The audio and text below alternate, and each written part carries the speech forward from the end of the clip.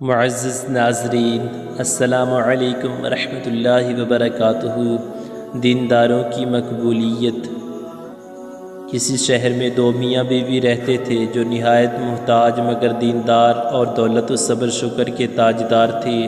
ہر حال میں شکر خدا بجا لاتے۔ ایک مرتبہ جب 15 روز تک کچھ کھانے کو میسر نہ آیا تو مرد نے اپنی عورت سے کہا، 2-3 دن سے ہمارے گھر میں آگ تک نہیں جلی، ایسا نہ ہو کہ ہمارے ہمسایوں کو ہمارا یہ حال معلوم ہو کر ملال ہو اور ہم ان کی نظروں میں حقیر معلوم ہونے لگیں، لہٰذا مناسب معلوم ہوتا ہے کہ تم تنور میں آگ جلا دو تاکہ ہمسایوں کی یہ بدگمانی دور ہو جائے۔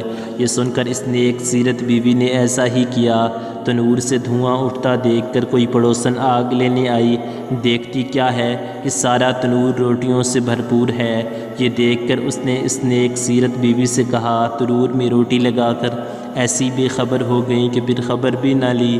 یہ سن کر گھر والی عورت نے جا کر دیکھا تو واقعتاً قدرت خدا کا عجیب تماشا نظر آیا اور تنور کو روٹیوں سے لبریز پایا، جن کو نکال کر اس نے شوہر کے سامنے لا کر رکھا اور وہ خود حیرت میں ہو گئی کہ یہ کیا ماجرا ہے۔ یہ دیکھ کر اس کے شوہر نے بتایا، اس میں حیرت اور تعجب کی کیا بات ہے، وہ قادر مطلق ہے تو اس سے بھی زیادہ ہزاروں قدرتیں رکھتا ہے۔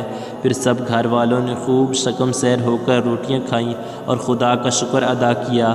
اب عورت نے قرینے سے پہچانا کہ میرا شوہر صاحب کرامت ہے اور یہ سب کچھ اس کی قوت ایمانی کا ظہور ہے۔ کہنے لگی، جناب باری میں کوئی ایسی دعا کروں کہ وہ ہم کو کوئی ایسی چیز عنایت فرما دے جس سے دنیا کے روز روز کے فقر دور ہو جائیں اور فارغ البالی کے ساتھ ہم دن رات خدا کی عبادت میں لگے رہیں۔ شوہر نے کہا، وہ ہمارے سب حال سے واقف ہے اور جو اس کے نزدیک بہتر ہوتا ہے اپنے بندوں کے ساتھ وہی کرتا ہے، اس میں عرض و معروض کی کیا حاجت ہے۔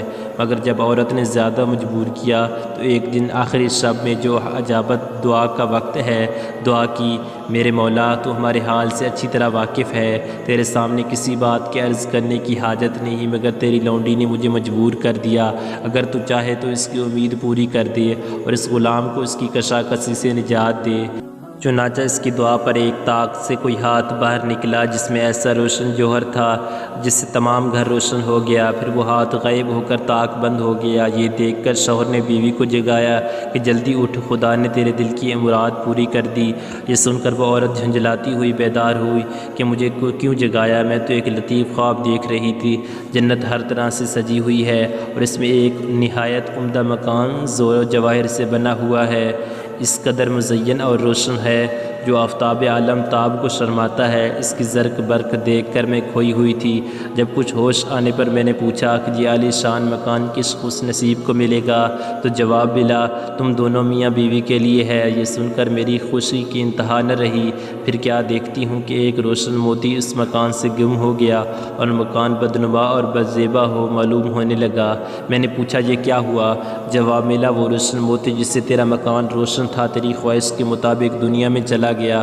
جس قدر تو دنیا میں راحت و آرام اور رونق اور آسودگی چاہے گی اس قدر یہاں کی راحتوں میں کمی آ جائے گی۔ یہ سن کر میں بدحواس ہو گئی اور دنیا کی لذت و آرام سے بے نیاز میں اس کشمکش میں تھی کہ تم نے مجھے جگا دیا، لہٰذا بارے خدا جناب باری میں پھر دعا کیجیے یہ روشن موتی جہاں سے گم ہوا ہے پھر اپنے مقام میں چلا جائے، کیونکہ دنیا کی راحت بے سیاب پر باقی مکان کو ناقص بنا دینا سخت حماقت ہے۔